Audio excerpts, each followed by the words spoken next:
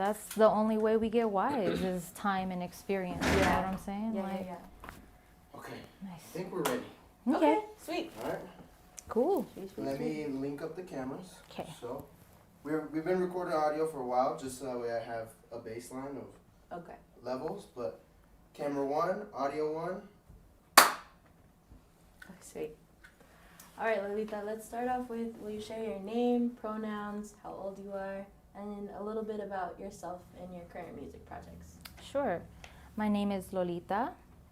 I am 32. My pronouns are she, her, although I do consider myself like an energy and an etheric being in general, having a human experience. And the music projects I'm working on right now, I've been doing a lot of writing. There's going to be some new music that eventually comes out, but I'm not on like no strict timelines. It's hard to do that with art. So yeah, I'm very experimental with my music. I don't want to necessarily define a specific genre because that can change like that for me. I just love anything that excites me in the moment. I'm gonna try it. And that's kind of where I'm at, like creatively. Right on. Yeah. And can you share a little more about like your solo project and 2MX2? Oh, and your that's roles with right. that? There's a lot. Yeah. Yeah, okay. So yes, I am a solo artist and I go by Lolita. And that's the whole experimental part. I'm also a band member in the group 2MX2, which is like a Latin rock alternative reggaeton thing that we got going on.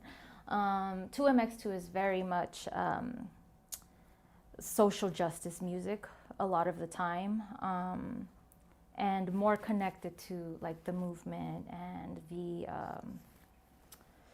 human rights, using the art in a way to give a voice to those types of issues and things. They're very hardcore with that part for 2MX2. And yeah, 2MX2 is gigging. 2MX2 has a lot going on.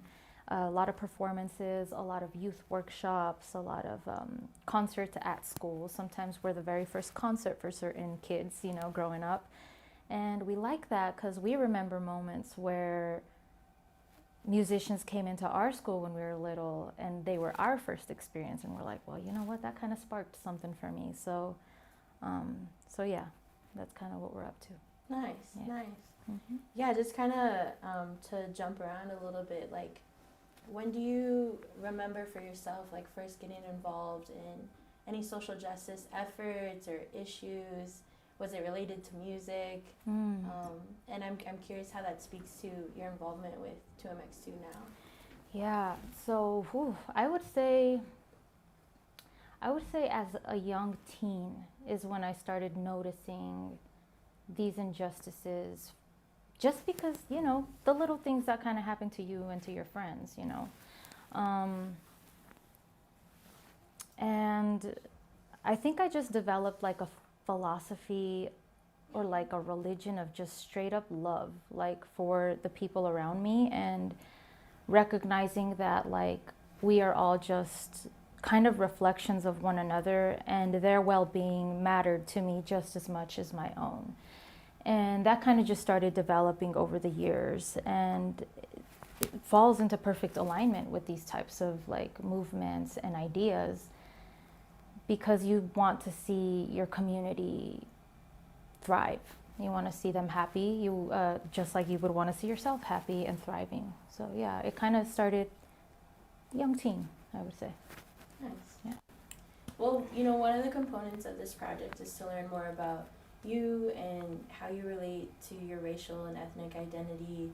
And I'm curious, like, in this aspect of the conversation, mentioning your broader community. Mm-hmm. What would you say that is for you? And like, when did you start to first like think about that or feel connected to that part of yourself? So my parents are both, they migrated here from Mexico. So they're both from Mexico. My dad is from Michoacán, Mexico. My mom is from DF, Mexico. And so I suppose in that context, I am Mexican American, I am Chicana. when I first started kind of connecting with that, I mean,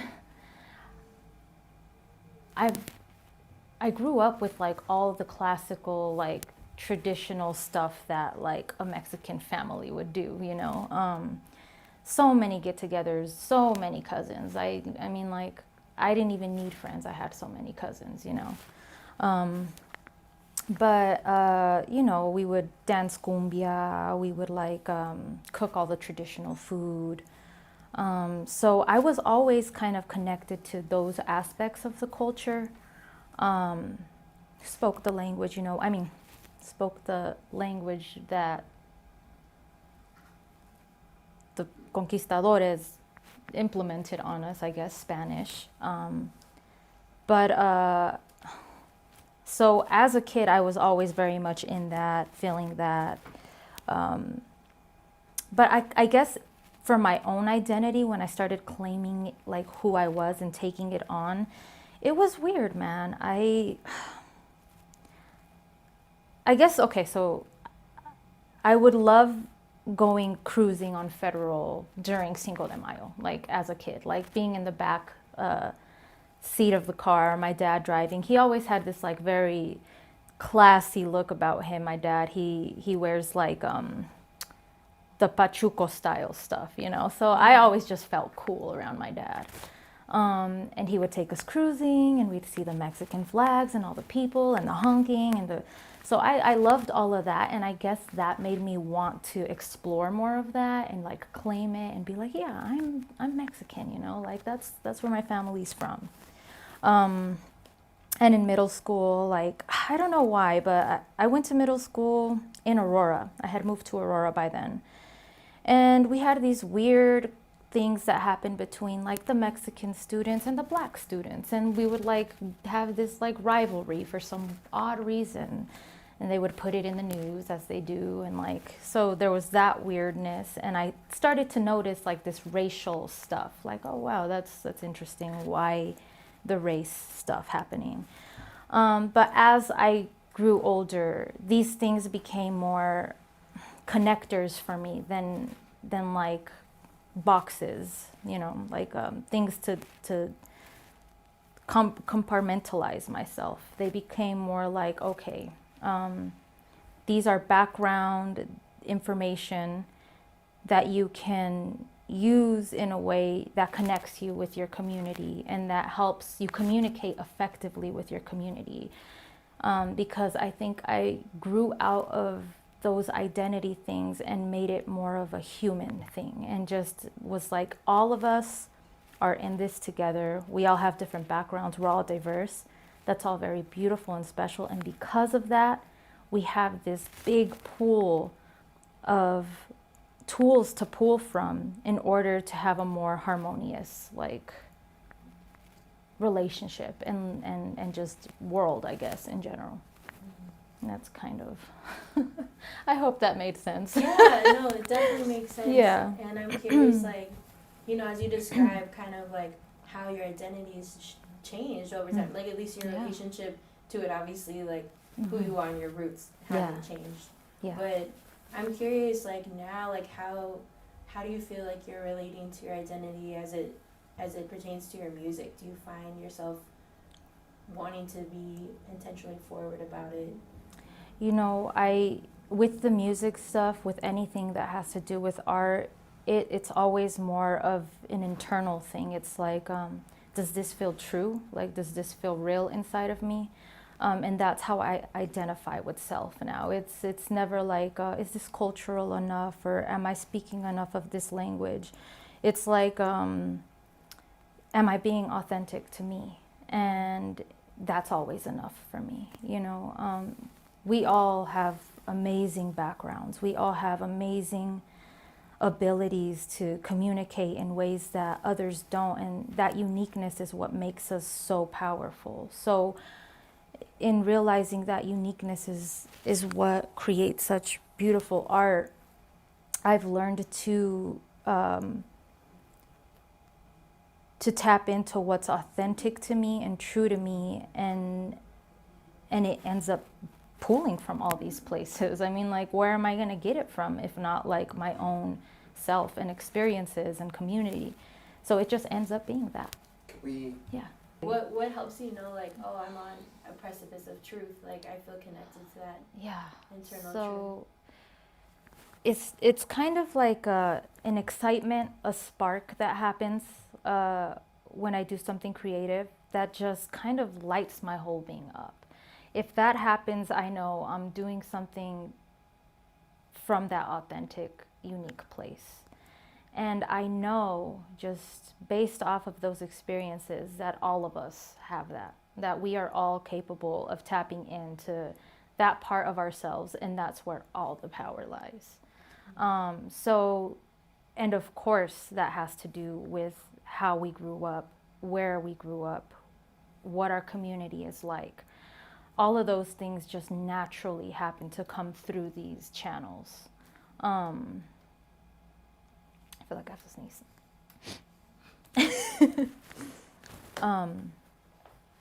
But yeah, that authentic place is the identity. It's like you can't really name it. It's just kind of, you know when it's happening and you know when it's there. Mm-hmm. And I think that's my place. Like that's the vibe right there. If I end up like, if I'm trying too hard one day and I'm like, I want it to be like this thing, and it just feels like I'm using more of my head space than I am my heart space, I'm like, okay, let me take a break on that, because I think I'm putting myself in a box right now, and that's not the environment for creativity a lot of the time. Although it can be, and I have done that, you know, I prefer the other place. Yeah. Mm-hmm. Absolutely, that makes a lot of sense. Mm-hmm.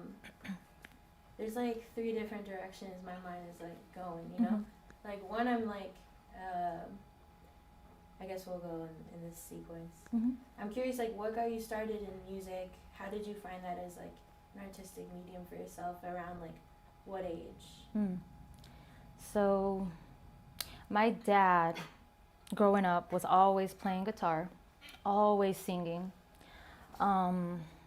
And I loved that. Like, it was just beautiful to me. But that kind of stayed in the recesses of my mind and my heart and stuff, because growing up I was more of a writer. Like, creative writing was my thing. I started writing poetry like in early middle school and taking myself seriously. And so that's kind of where like the lyrical like self-expression developed. And so I actually went to college, like I was going to the admin office to go for creative writing. And I had my mentor with me, who's an author, and you know, she was helping me out with all that. And when we were sitting inside of the office with admin, they're like, so what do you want to major in? And out of the blue, I just said music, and it just kind of, I felt it and I said it, and me and my mentor looked at each other and we were like, music, like that's what I want. And so I went to school for music business, and I just wanted to kind of know how to survive. I knew so many artists, like I was surrounded by people who loved music and wanted to do music. And I was like, well, what if I learn about the business of music and see how these people could survive? And I know that was like the thought, but I feel like low key that was like an excuse for me to be like, well, I like music and I want to know how to survive, you know? And I've done a lot like that in my life. So yeah, it caught me off guard, although I always knew I enjoyed it and I liked it. Like I was the type of kid who, when we were sitting, like trying to decide what we were gonna play, I was like, let's play American Idol.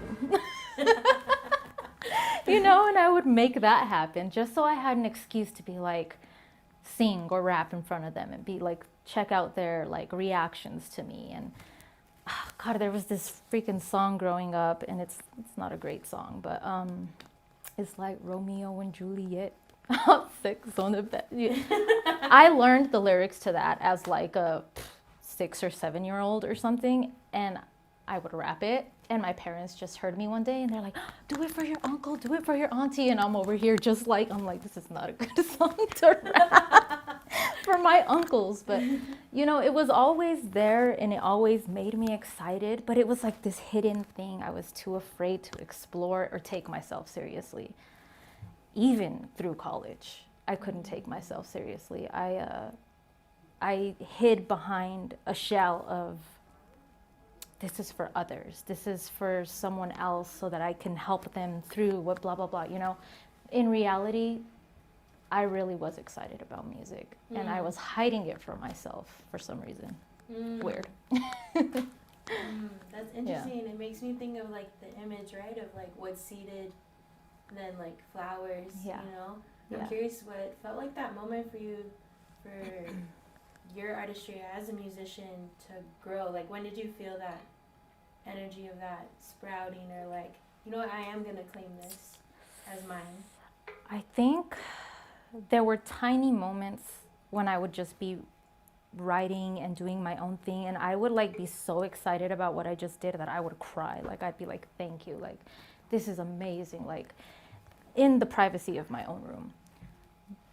When I knew was actually when I released Toda Mi Gente. It was like, I didn't release it yet. We had just finished it. It was like, you know, it took a little while to finish. And I was literally living in the studio while I was like finishing that. I went to my house finally to just like relax, and I couldn't relax. I was just like, I felt like I left my baby somewhere. Like I was a mother and I had left my child in someone else's care and I wasn't with it. And it was weird, right? And I was like, what is this feeling? Like, why do I feel this like this feeling? And I just called the engineer and I was like, I'm really excited about this. Like, I really love this song. I love the direction. I love where it's going. I don't know. I just like wanted to still be in that space with it because I just knew what I made had changed something for me. I think that was the moment where I was like, okay, this is like what I do. This is who I am and it's what I do. Yeah. That's all right. Well, I'm glad you brought up Toda Mi Gente. Let me. We're good? Yeah, we're good. Okay. But speaking of that song, I remember KS1075 always used to play it at night. And I used to hear it too. Wait, KS1075 used to play that song. Toda Mi. Oh, you're talking about it's like Romeo. Dude, I'm saying like. That was where I first heard it. That's so funny, dude. I don't know why, but I think I know why. My sister probably played all those stuff, and I was just like learning it, you know. But I had this really sharp way of just learning the lyrics. Like I've always been drawn straight to the words and just like, you know. Yeah. And like I definitely like. For those that haven't heard Toda Mi Gente, I would say that there is a lot of poetry in what you're saying, right? And you're also really directly speaking to social justice issues that impact Black and brown communities, right? And so I'm curious, like, what inspired the lyricism for that song, or what was that moment of inspiration for you? And just knowing kind of your process of like it resonating with your inner truth. Yes. Did you anticipate that it would be received as like this like social justice statement, as like, you know, named by Westword as like anti-fascist song, or just different things? Yeah. I did not anticipate it. I knew I was creating from that space, which is why I think that was the first moment I was like, you know, I had that reaction to like being away from it or not knowing what's next. I remember sitting in the studio when we were creating the hook for it, the chorus, and my producer DMD was humming the OEO parts. And I think we take in a lot of information around us. We see what's happening in our communities. We see how it's affecting our loved ones. And sometimes we have to be the people who hold space, you know, because it's hard. Those are tough things. And I think I've always been very observant and I've held space often, although I'm a very sensitive person. So I think those things were in me and they were asking to be seen. And in that moment, they came through. And it was just organically what needed to happen in that moment. So yeah, that came from those moments inside of us where we see something that hurts and we put it somewhere for later. And it came through in that moment in a way to heal those parts of us that were like pulled down by the weight of those situations. It helped me bring it up, lift it off of my back and release it, and in a joyful way, in a beautifully joyful way. And I love that part about it, that it's such a heavy topic, but the song is such a celebration of our ability to still move in these spaces with joy despite what we find ourselves around sometimes. Mm-hmm. Yeah. Yeah, absolutely. Yeah, just like threading it back to, I'm trying to figure out how I want to phrase the question, right? Like, one of the things that was going on during the Chicano movement, or El Movimiento, especially here in Colorado, like one of the inspirations that created the Crusade for Justice and why so many people were organizing was really around police brutality, especially to like Mexican Chicano community as well as the Black community, and there was a lot of collaboration between the Crusade for Justice and the Black Panthers. Yep. And I'm just curious, like, when you were creating that song, or when even with 2MX2 y'all are writing and speaking to some of these issues that are still here, do you see that as building upon that legacy of El Movimiento? Do you see it as connected to that, or how does that intersect for you, if at all? Yeah, no.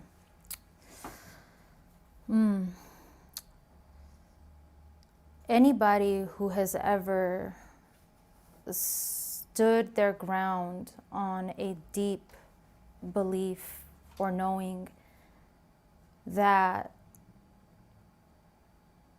all human beings are worthy of love unconditionally, and there has been something that happens that breaks that feeling of love for humanity, and who has stood up and protested that in any way, however they protest, has been a part of the movement.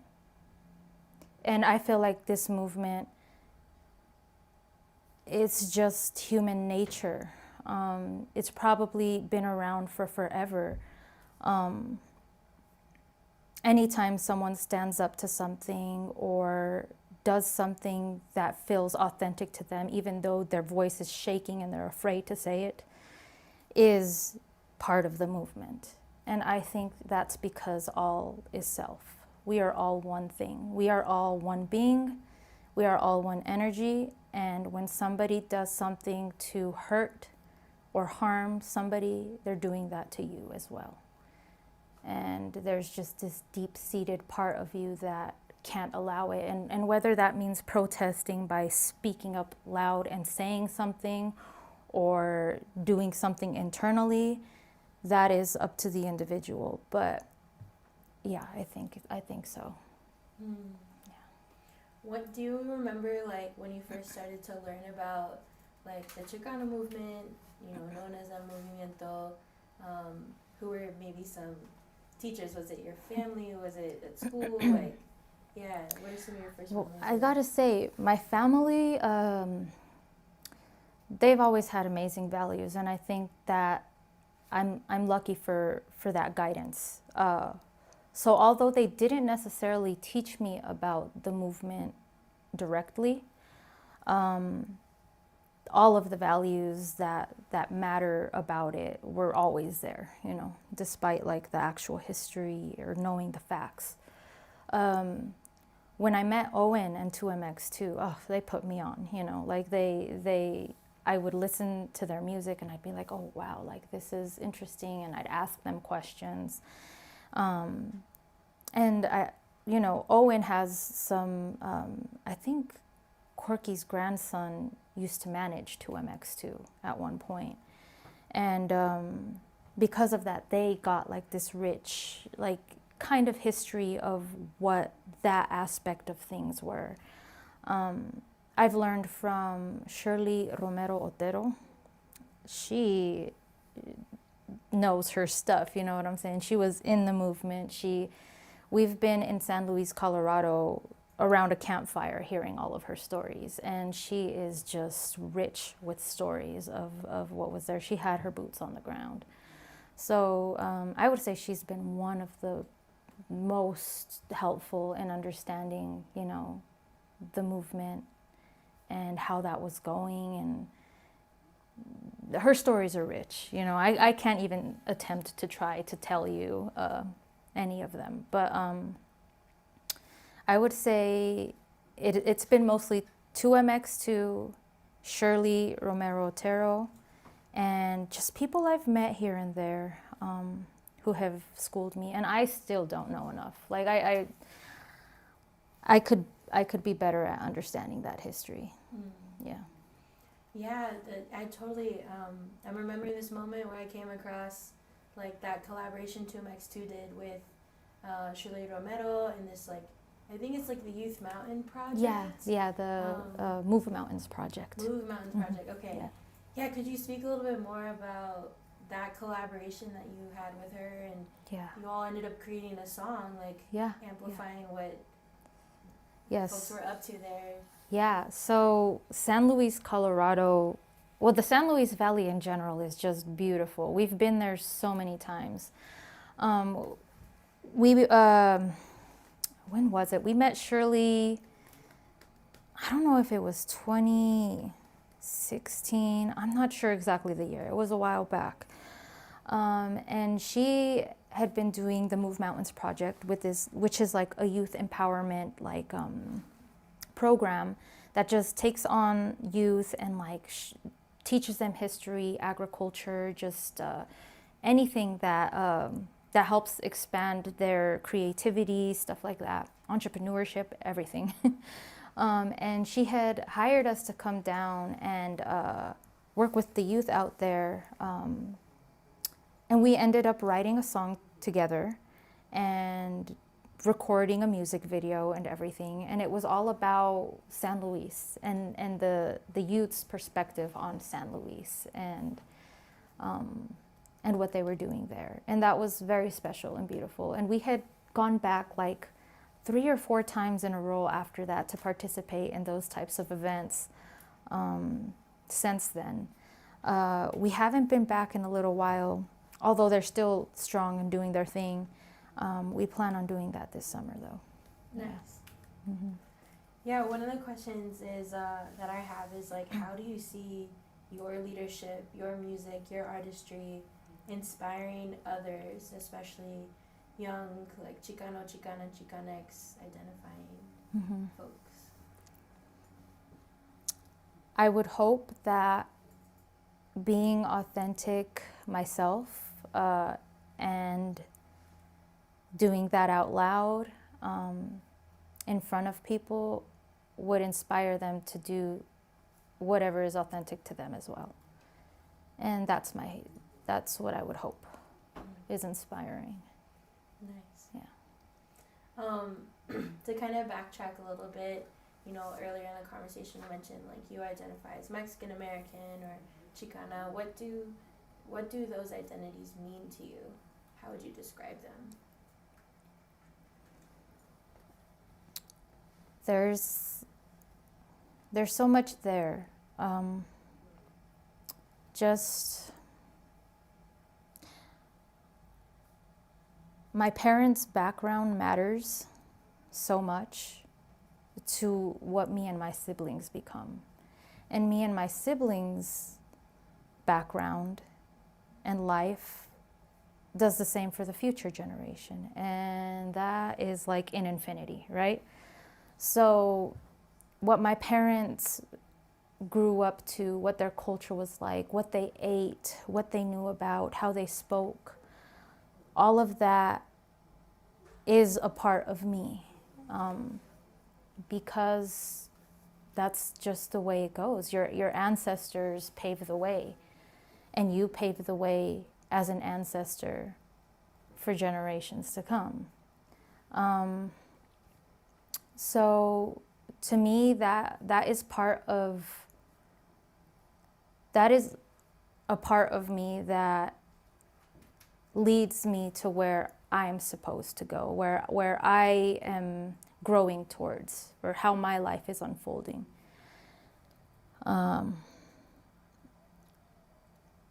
So I feel like it is important. And in the long run, I think what's most important is recognizing how you can be there for yourself in a way that makes it easier for future generations to come to be who they are as well. You know, no strings attached. Like, no need to make somebody become something, to force them into boxes that they don't want to be in. But of course, allow for that background to serve as a tool, to serve as strength, courage, to move you forward into where you're going. Yeah, absolutely. Like, you know, the ancestors who came before you, those who are living now, and the generations to come. Like, yeah, that totally resonates.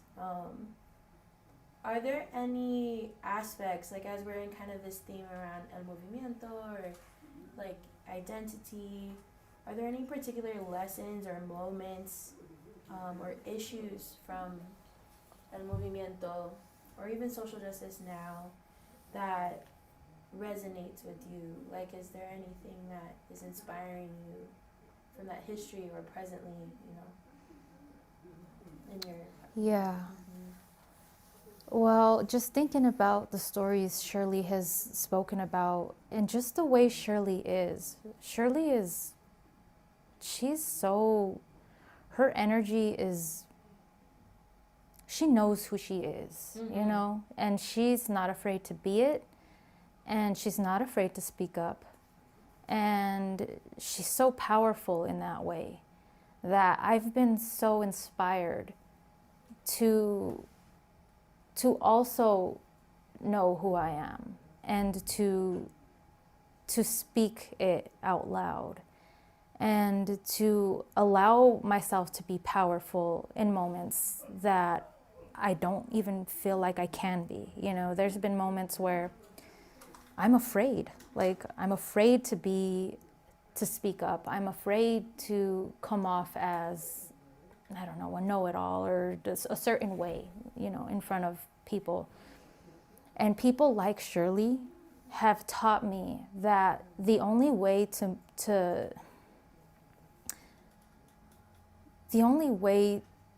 be you is to do it anyways.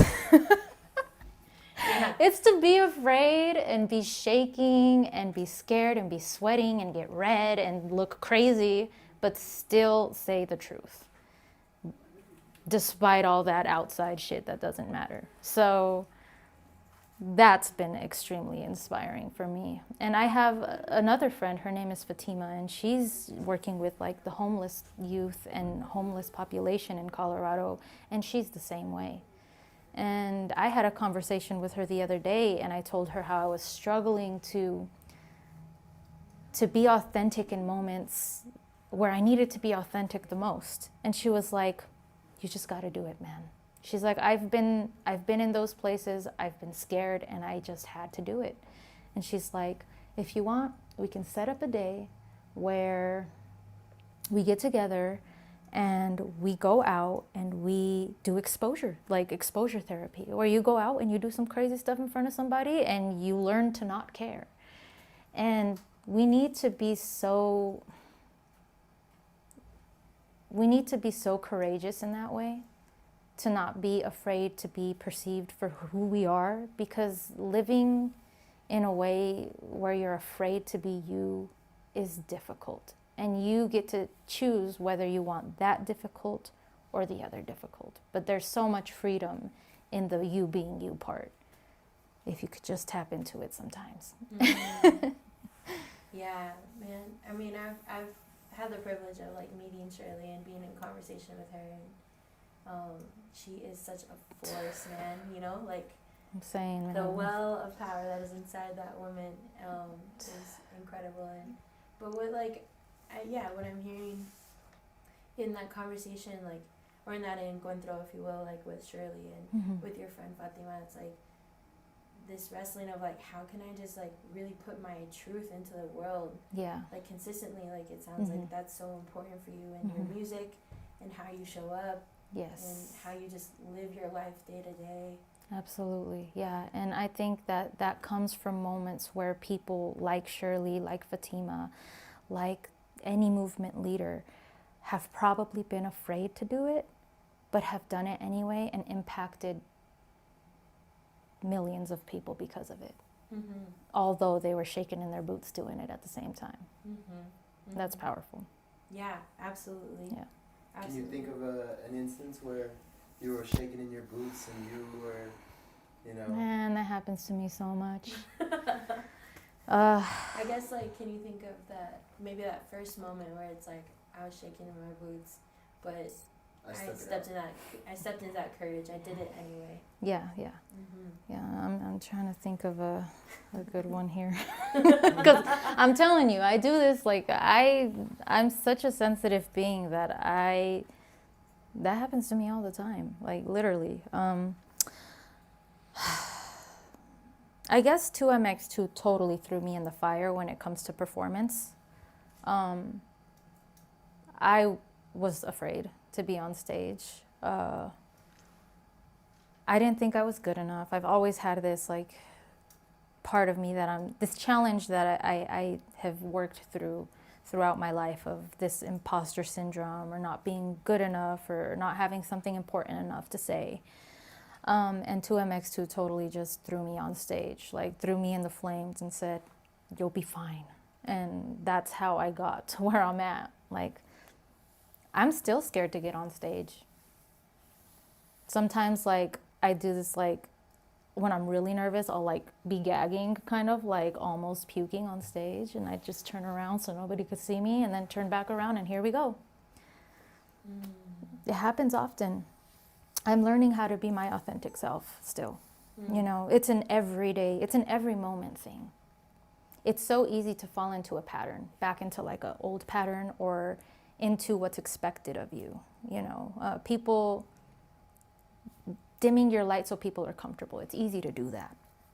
For me, it's been the biggest challenge to be authentic each moment.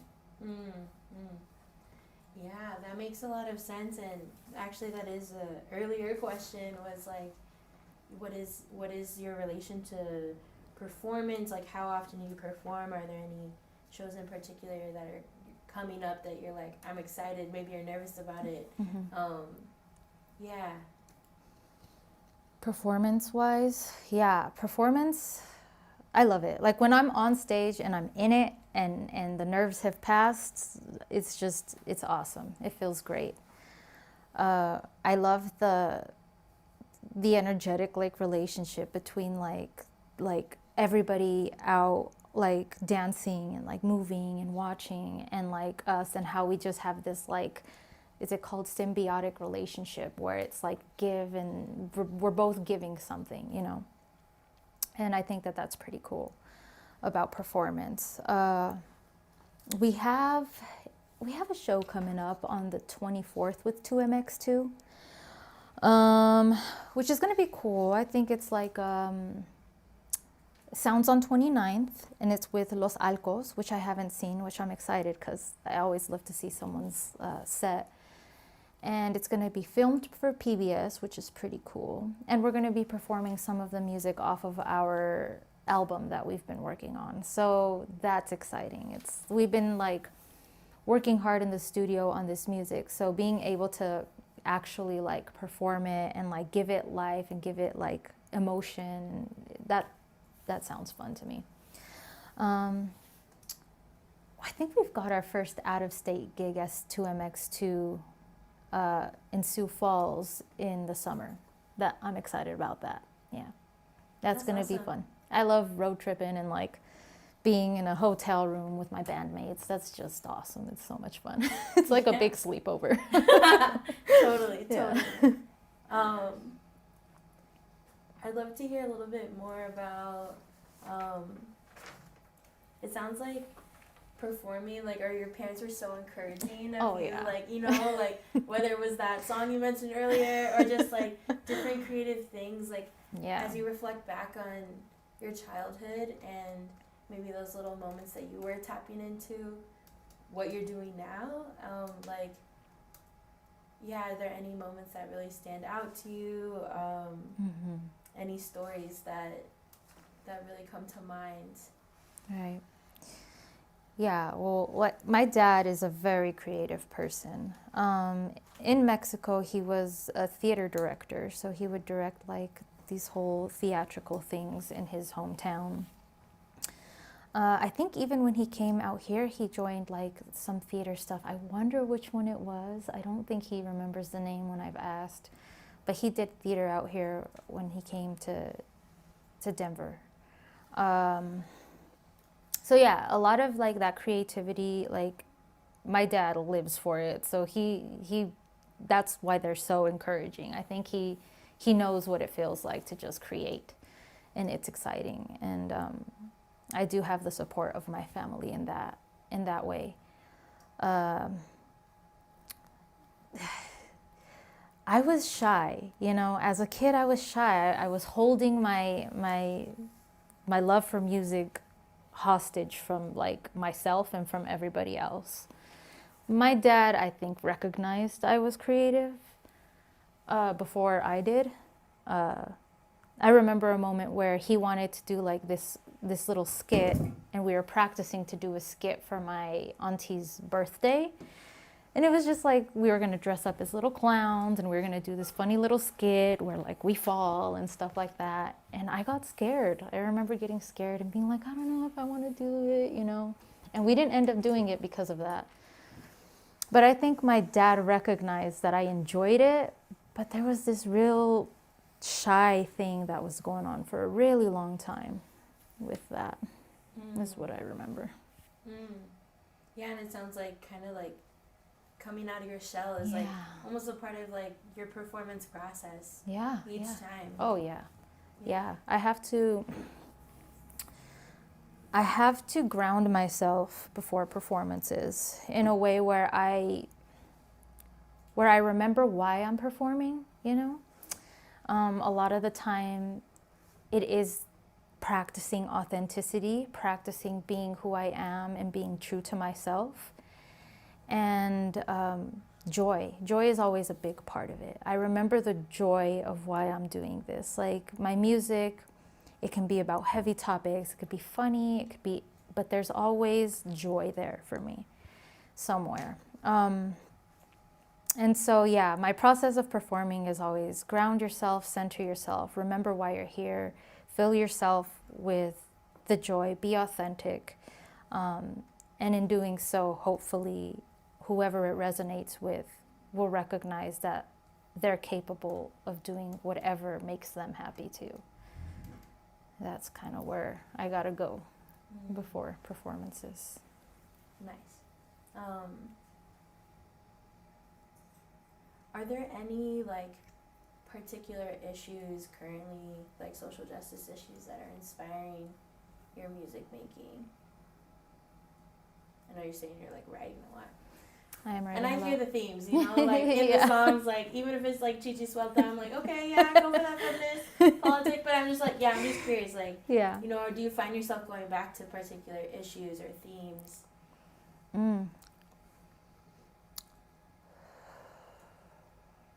Well, at the moment, I've been exploring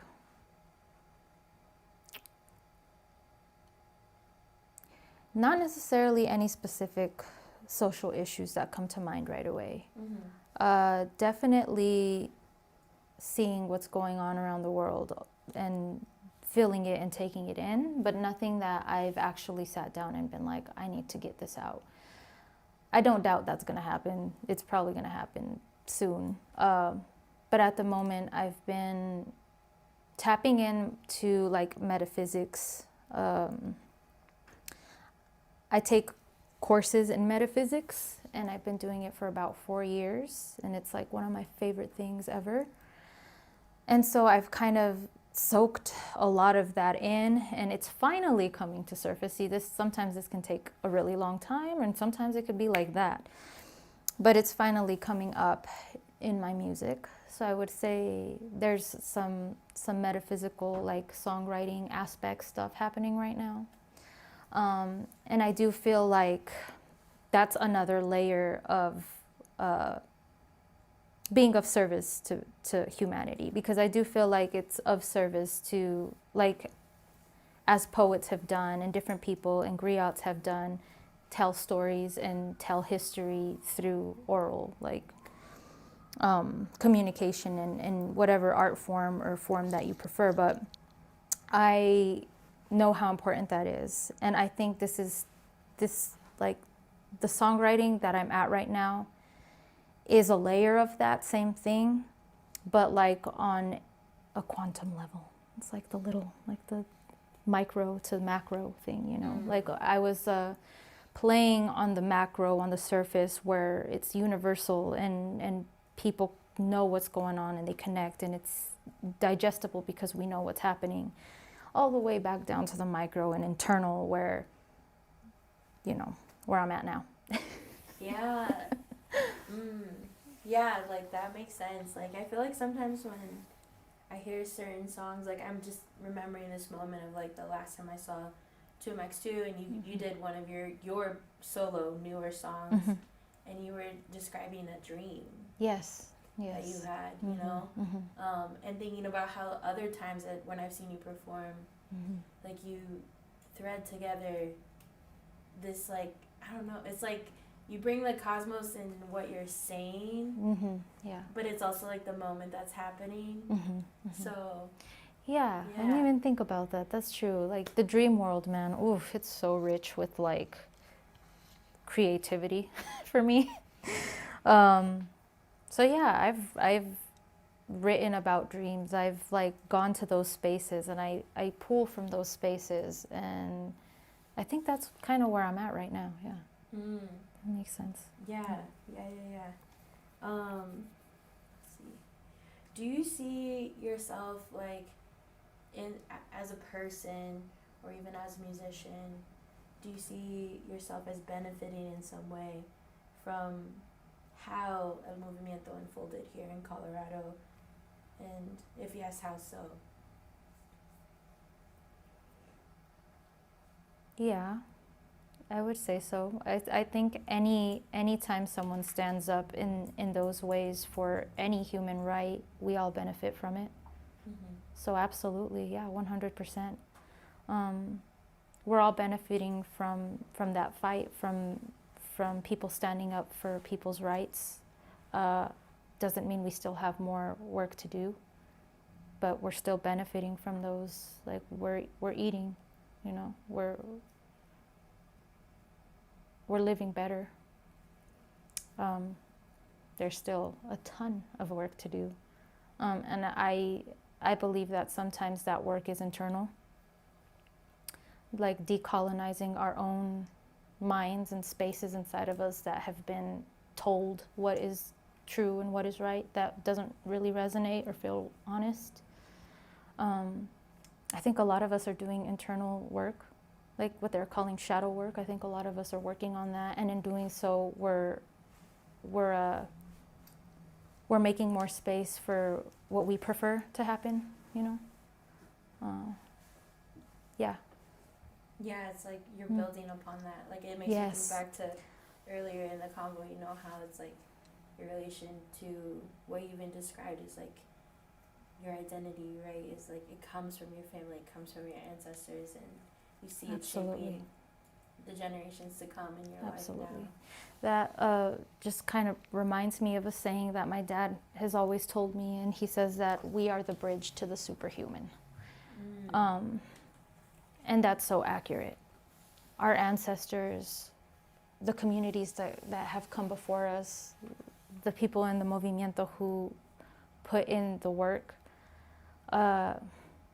we are where we are because they've bridged certain gaps for us. And now because they bridged those gaps, we can focus on internal things. Like when you're in fight or flight, when it's so bad that you have to be physical and now and focus on survival, you can't go in.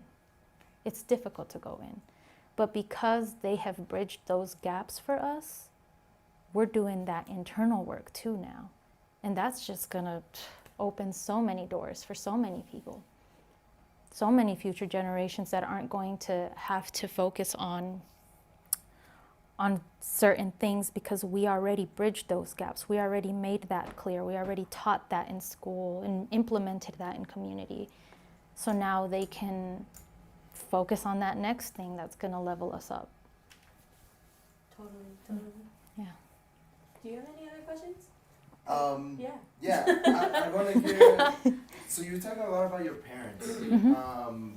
What do you think are some of the biggest ways that they've supported you?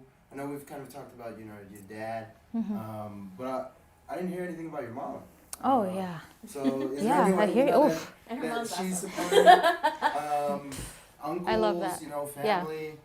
Because I know a lot of from what I've been hearing is that artists, especially from the panel that I heard from Celeste and Ronchal's class, is that pulling a lot from experience. Yeah. And Yeah. I don't know if you'd like to share, I would love maybe to. some uncles, maybe some cousins that, Yes. Yeah, and thank you for bringing that forward. That's a really good point.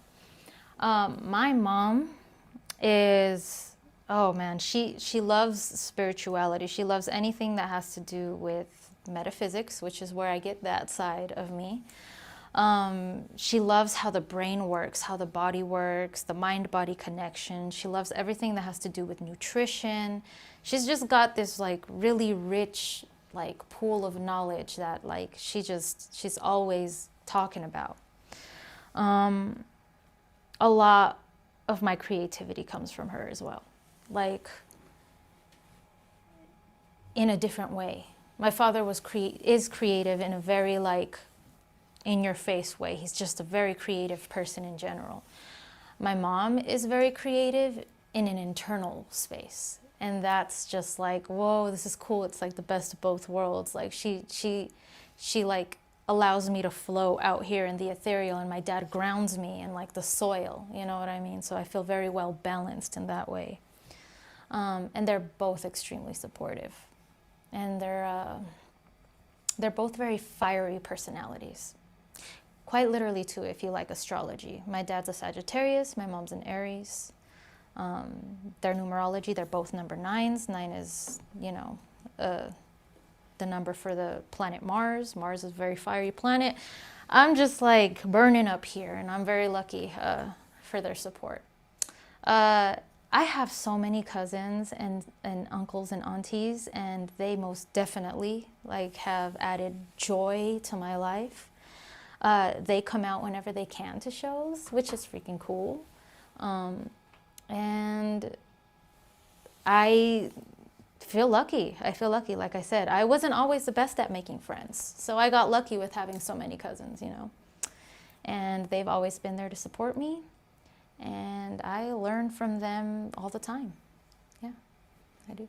So, and I really liked when you said about keeping yourself hostage from your creativity, right? So you never really embraced it. But do you think when you initially started, were you doing it for these people that you cared for? Were you doing it for them in order to get started, and then from there it kind of blossomed into something else? Or how did you kind of, continue doing creative and artistic? That's a good question. I don't think I can't do something creative. Like I think that I think I was shy. I think the shyness was what kept me from pursuing it out loud.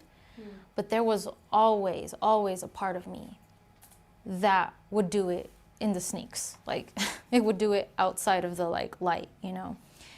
And I think that was just part of my nature. Like there's no way I can live happily if I'm not going off those creative sparks that happen to me. If I ignore them for too long, I feel it right away. Like I'll get burnt out.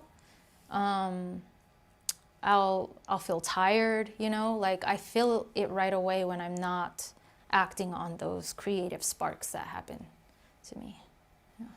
Yeah, I'm hearing a lot of like how your creative process is like so related to your inner world, which comes from your engagement with the world. Like Yes. almost like as if it's like filtering through you. Yeah. Yeah, and I like that like a torus field of energy that's just like coming in and going out. And like one of my like favorite people in the world says, we breathe in and we breathe out. You know, so there's an internal world and external world. And for me, creativity is all of that. And I feel lucky to be able to pull from both internal spaces, my outer spaces. 'Cause I feel like it's all a whole anyways, you know. Mm-hmm. Yeah, and I'm curious too, like as you describe that shyness, like do you feel like also part of it was learning about that internal aspect to you, or like, you know, was it like watching your mom and seeing how she channels that or translates that? Like, I'm just curious. Yeah, that's an interesting question, because I'll say this much: my parents are so outgoing. They're social butterflies like crazy, you know. And my mom has never been shy to speak about like these things that she knows, even though sometimes my uncles be looking at her like she's crazy. Like, what are you talking about, Patricia? Like, this is wild stuff, you know. She's never been the one to not speak up about her enormous ideas, you know. And so, the shyness part, it could be a lot of different things, you know. I do feel like I'm working through this people pleaser space, you know, which kind of reminds me of what you were asking about, whether it comes from like trying to make others happy or help others. I'm healing from this people pleasing thing. I don't know where that came from 100%. I know that in childhood, like when I was little, you know, went to school, didn't speak English for a little while, was very much unable to like understand or communicate how I felt until I learned the language. That could have a little bit to do with this like feeling of disconnect. I remember being in school and not being so good at certain topics in school, and I remember one specific time when there was like a teacher conference with my parents, and the teacher told my parents, I was there sitting with them, he was like, you know, she will ask a question or whatever, and she'll pretend like she's thinking about the answer, but I don't think she's really like thinking about it. And that, I just remember him saying that and being like, damn, that, like, am I dumb, you know? Like, am I not grasping things? So it's like, maybe there was just a disconnect between what I thought I was good at and what I was expected to be good at. Being able to communicate how I really felt and not being like having the words for it for a while. That could be a space that I can explore and see if that's where some of those like shy things came from, you know. Because it is, you know, I feel like I'm still shy sometimes, even though I'm good at, whenever I'm in front of people or with people, I'm good at reminding myself to be in the moment, to really hear what they're saying. And that's the thing that keeps me from being like shy and like in my head space. But yeah, it's been a work in progress. Like I feel like my whole life. Yeah, it really has. Well, part of me thinks like that it's like also perhaps ancestral, you know? Oh yeah. You, Oof. like, especially like, because I think that's one of the things that's really like powerful about Mhm. El Movimiento, or just especially the history of like the Chicano movement here in Mm. Colorado, is like so much had to focus on like the popular education for youth Yeah. and Yeah. understanding that history, and it just makes me think about like, you know, as your family like is from Mexico more like in a direct generational way, like the history's still interconnected right around that impact of colonization of like, Yeah. well, we had to people please to literally survive, you know what I mean? So like That's so true. it just makes me think about how deep that might be, where Yes. it's like perhaps like this wrestling that you're having like with yourself is like also like that wrestling of the ancestral, you That's so accurate, and that's such a beautiful observation. It's true. It's very true. I feel like just recently, like I was meditating one time, and I asked that question. I was asking questions about why am I feeling this in my body? Like where is this coming from?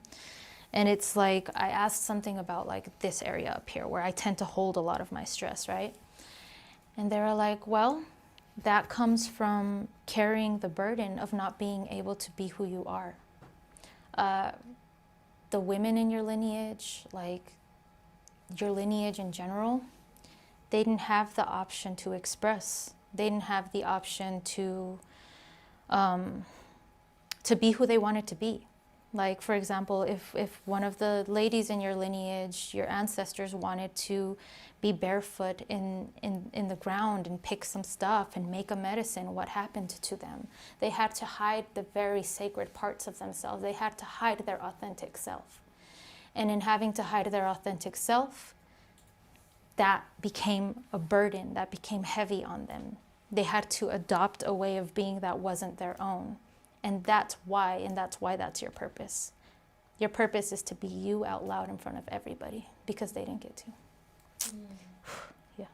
Yeah, and that's like such a big message, you Mhm. know, like, and just like seeing you right now in this moment, you know, it's like I hear that Mhm. responsibility, like I feel that, but at the same time, like, well, it's a responsibility, like it's like something to move towards. Like it sounds like it's also inspiring. Oh yeah. And it's like really deep Yeah, from man. this deep place, you know. It is. It's very, very deep. So then, Very true. how do you relieve that burden? How do you surround yourself, either with people, communities, you know, to Yeah. lessen the load? Because I think that's the whole point of El Movimiento and what we're doing here as a project, Mm. right? Yeah. So Yeah. I don't know if you can speak on some of that. Just 'Cause you it, do it just does, yeah. It does seem like Absolutely. a burden, even, you know, being Yeah. first generation. I'm imagining some of you guys are Yeah, yeah. first generation college student, and that even has burden, right? So Oh yeah. Yeah. You do it. You just do it. You just gotta do it, and you gotta be scared, and you gotta still do it, and you gotta have you gotta be grateful that you get to do it. You know what I'm saying? Because we're not knee deep in having to survive all the time, so we get to do it.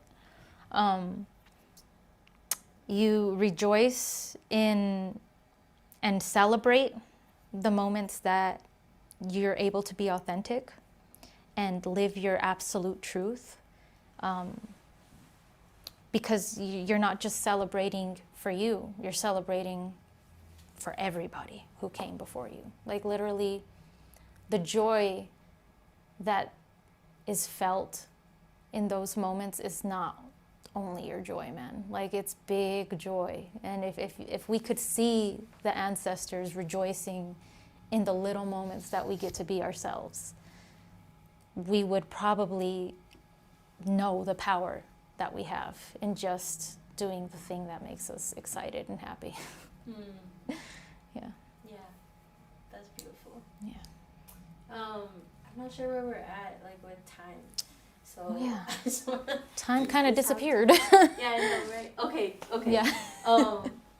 Well, I definitely, yeah. Is there? Just want to check in. Yeah, Kind yeah. of this last question, like, is there anything, like, from our conversation that you want to, like, you know, Keep out of it? keep out of it? Yeah.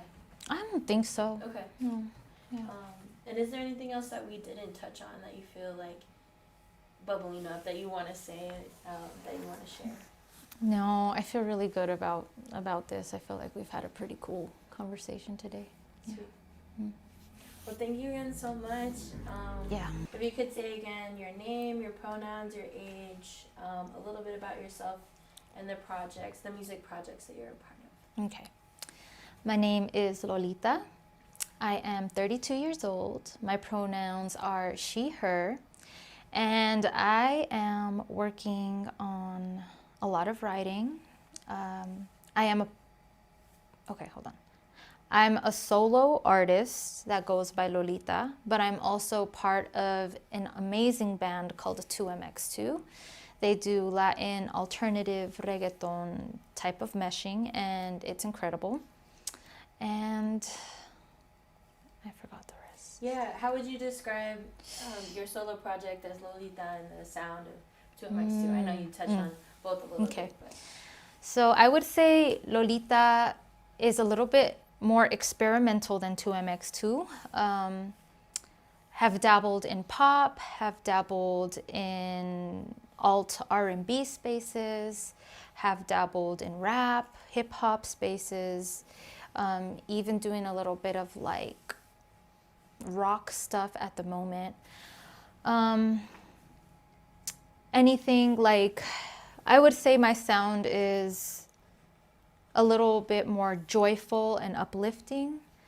And for 2MX2, it's very heavy on the social justice. At the moment, has a bit of a rock reggaeton feel. And yeah, they're both very fun. Could you tell us about yourself, where you grew up, school, education wise? Yes. So I was born and raised in Denver. I grew up in the Denver Five Points neighborhood. I moved at around the age of 8 from Denver to Aurora and grew up there in Aurora since then. My parents still live in Aurora. And I went to school, for college, I went to school in Denver at UCD. And in Aurora, I went to high school at Gateway, and then I moved to a pilot school called William Smith High School. And that's a little bit of the background. Sweet. Yeah. That's all. Okay, cool. Awesome. Great. Well, thank you Yeah. so much. Thank you.